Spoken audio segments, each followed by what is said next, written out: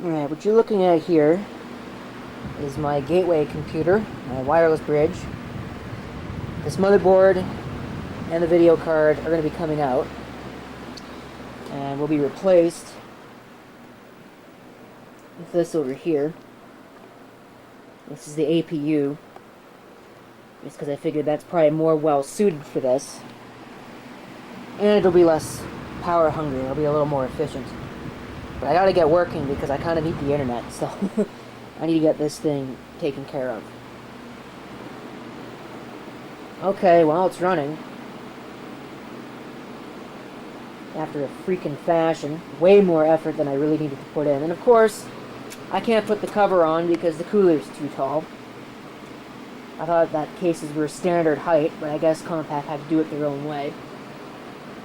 I think I've got everything set up the way that I need to, with the power management and everything, so I'm going to just go ahead and escape.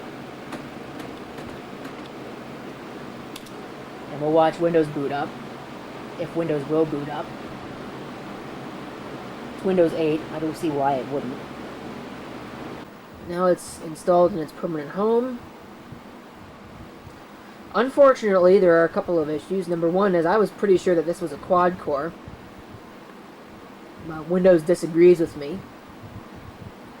So, whatever. Number two is right there. Look at that RAM usage. Huh. Because it's using the onboard video, I've got a lot less RAM than I would otherwise have at my disposal. So it looks like I'm going to have to upgrade this to 64-bit sooner rather than later. Because it's got 8 gigs. So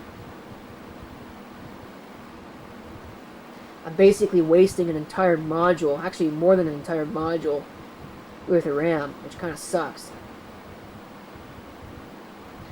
So, we'll see. At least it's all up and running.